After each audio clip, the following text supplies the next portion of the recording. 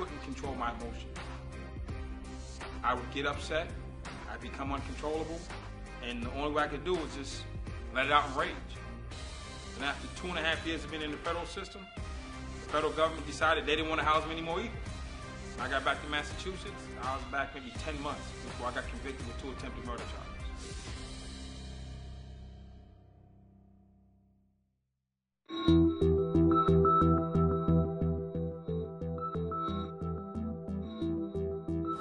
In theory, I'm a gang leader, I'm a former felon, I'm 6'2", 250, you should not be in the room with me.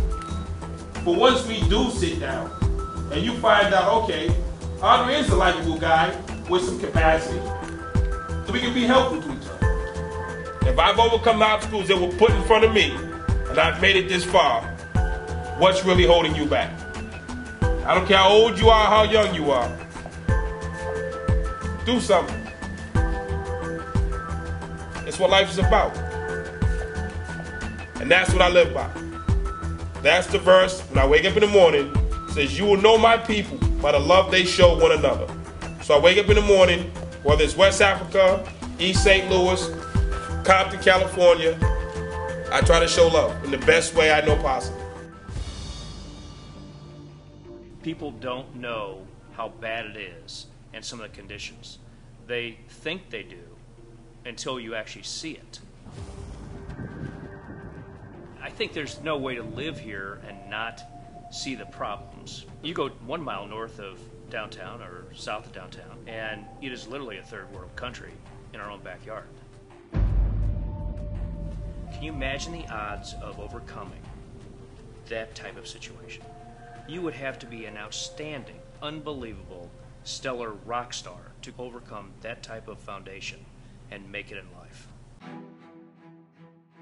I have so much pride and hope for the city, but I also have a lot of concern that we continue to run in circles. And you watch a film like this and feel the hope, but you wonder, how can you get this out of this room so that more people can see it and get on the bandwagon and really act? There's tremendous need, and there's tremendous love, and there's tremendous heart in all of our city that needs to be brought together, and brought together to a purpose of solving the problem, not just perpetuating the problem. I think it makes me more aware that it really is about relationships, and that everybody wants the same thing. And some of us know how to move ourselves along to get it, and others don't. So if we can create relationships and make that happen for everybody, then we've made this place a much better place to be. They talked about hope a lot. Andre talks about hope, but I think hope and fear go together. So a lot of the people that listened and aren't involved or don't want to get involved or afraid to get involved, that's the fear side of hope. So if you really have hope, you got to embrace the fear to make a difference as well. When you get beyond the stereotypes and get beyond what people say you think you should think and the media, and you start looking in people's eyes and their hearts, it's amazing what can happen.